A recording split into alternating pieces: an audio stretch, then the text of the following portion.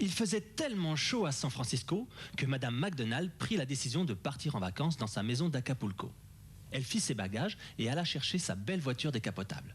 Elle emmenait avec elle Lorraine, sa jolie chatte blanche et ses 2 chatons. Ils étaient fous de joie car c'était la première fois qu'ils partaient en vacances.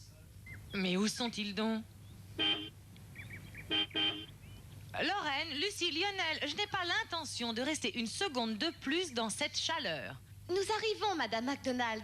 Allez les enfants, dépêchez-vous, elle va partir sans nous. Miaou, oui, j'arrive, mais où est-ce que j'ai pu la mettre? Que cherches-tu encore? C'est toujours toi qu'il faut attendre. Mais maman, enfin, ce n'est pas de ma faute. Mais où est-ce que j'ai bien pu ranger cette fichue barrette?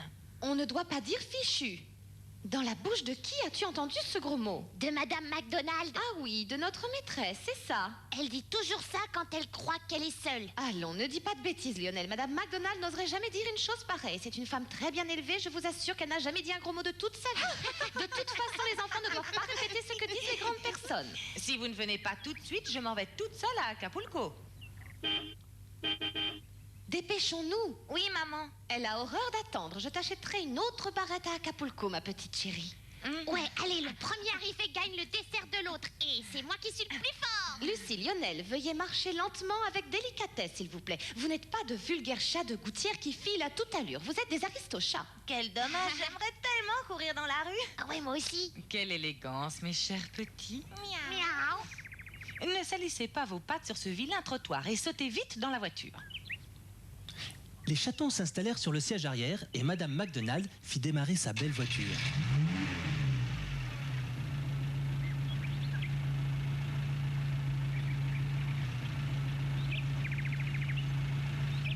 Au revoir Lionel et Lucie, et surtout soyez bien sages, ne faites pas de bêtises. Oh là là, c'est pas des vacances si on doit être sage. On va drôlement s'ennuyer à Acapulco. Au revoir. À bientôt.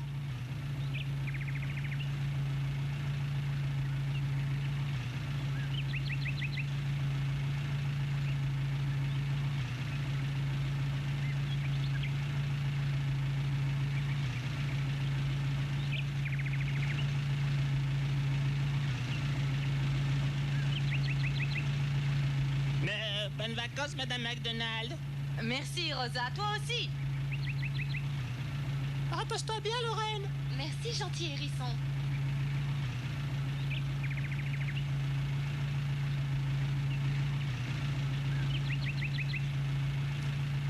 Que c'était agréable de voyager dans une voiture décapotable. Lucie et Lionel étaient émerveillés par la beauté des paysages et ils furent bien sages. Ils arrivèrent en fin d'après-midi à Acapulco.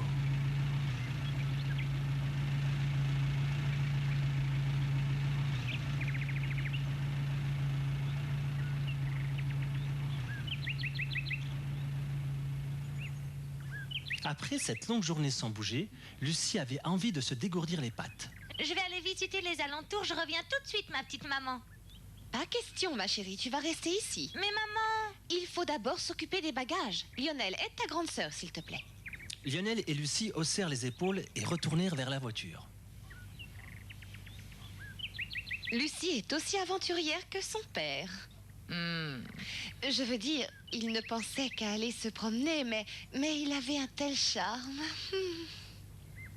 Oui, je sais bien, les hommes. Viens, Lorraine, nous avons du travail. La journée n'est pas terminée. Après avoir défait leurs valises, rangé la maison et dîné, tout le monde était bien fatigué. Bonne nuit, mes petits chats, et dormez bien. Bonne nuit, Madame McDonald. Lionel et Lucie ne répondirent même pas. Ils dormaient déjà. Lorsque Lionel et Lucie se réveillèrent le lendemain matin, Lorraine et Madame McDonald avaient déjà pris leur petit déjeuner. Les chatons affamés se jetèrent sur leur bol de lait. Écoute-moi bien, Lucie. J'ai quelque chose de très important à te dire. Ce matin, le laitier nous a averti qu'un méchant voleur de chats traînait dans les parages. Il recherche les chatons bien élevés pour les revendre à on ne sait qui. Alors ne me fais pas craindre le pire, ma petite Lucie, et ne t'éloigne surtout pas de la maison. Le danger est si grand pour un aristochat comme toi. Tu as bien compris, ma chérie. Mais je vais m'ennuyer à mourir ici. Eh ben, tu devrais lire, c'est pas ennuyeux. Lucie n'aimait pas lire. Elle préférait partir à l'aventure au lieu de se prélasser et dormir au soleil. Mais comme elle était bien sage, elle ne désobéit ni à sa maman, ni à Madame MacDonald et alla se coucher dans un petit coin du jardin. Après un moment qui lui sembla bien long, Lucie entendit un léger ronflement. Madame MacDonald et sa maman dormaient profondément. C'était le moment idéal pour aller se promener. Personne ne s'en rendrait compte. Hé, Lionel, Quoi? je vais m'absenter une toute petite heure. Lionel n'en croyait pas ses oreilles. Et le voleur de chat, hein? T'as déjà oublié ce que maman t'a dit? Bon, pas de danger, t'inquiète pas, je te promets de faire très attention. Et puis je vais juste faire un petit tour et je reviens. D'accord, Lucie, mais tâche de rentrer avant que maman et Madame MacDonald ne se réveillent. Sinon, elles seront très fâchées. Tu peux compter sur moi, petit frère. Et Lucie partit enfin à l'aventure.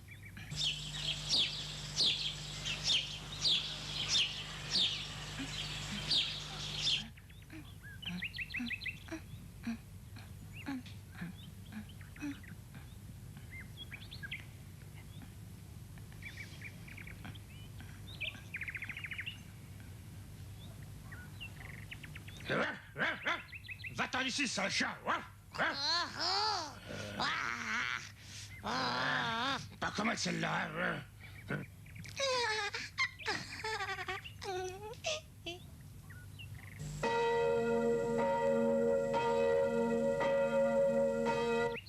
Déjà 5 heures, pensa Lucie, et elle retourna vite à la maison.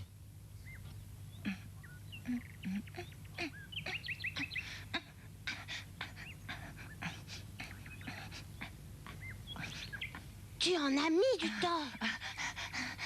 Tu m'as fait peur, tu sais. Maman est réveillée. Fais semblant de dormir. Lucie avait trop peur de se faire gronder. Elle cligna des yeux comme si elle se réveillait d'une longue sieste au soleil.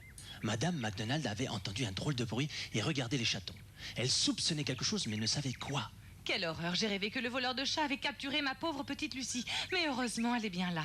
Oh, elle dort comme un ange. Je vous avais dit qu'avec le temps, elle deviendrait de plus en plus sage. Oh là là, si elle savait. Pensa Lionel. Et il entra dans la maison, de peur qu'on ne remarque qu'il était rouge comme une pivoine d'avoir caché la vérité.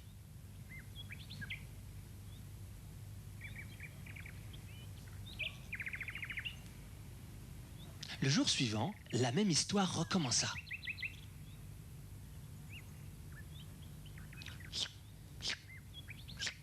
Dès que Madame MacDonald et sa maman s'endormirent au soleil, Lucie décida de retourner dans la rue à l'aventure. Tâche de revenir plus tôt cette fois, Lucie. Oui, oui, ne t'inquiète pas, petit frère.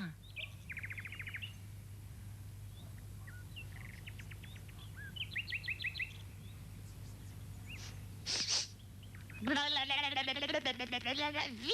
Attends un peu, tu vas voir. Je vais t'attraper. Bah alors, qu'est-ce que t'attends? Tu vas voir, toi, vilaine, je vais t'attraper. Attends-moi, j'arrive.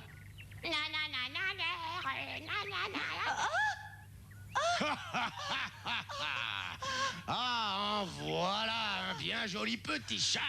Je vais gagner une belle fortune avec toi. Pas la peine de t'énerver. Tu restes avec moi, mon petit chat.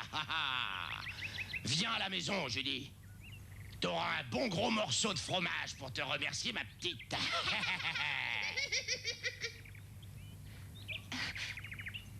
Pendant ce temps, Lionel attendait le retour de sa grande sœur.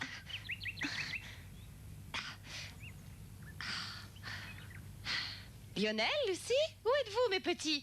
Oh là là là, mais c'est une vraie catastrophe. Je suis là, maman. Très bien, chérie, mais où est donc passée ta sœur? Ben, je sais pas, maman. Elle était là il y a 2 minutes. En fait, je crois qu'elle a disparu. Quoi? C'est que... Que se passe-t-il, Lorraine? Pourquoi fais-tu cette tête? Lucie a disparu. Eh bien, elle ira au lit sans manger ce soir. Ne sois pas aussi sévère, maman. Il y a des chats qui ont besoin de plus de liberté que d'autres.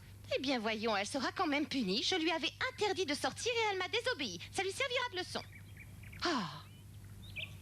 Ta maman a raison, Lionel. Ce sont les chats des rues qui désobéissent à leurs parents. Et vous, vous êtes des aristochats, tu me comprends? Oui, madame. J'espère qu'elle reviendra vite, ma grande sœur.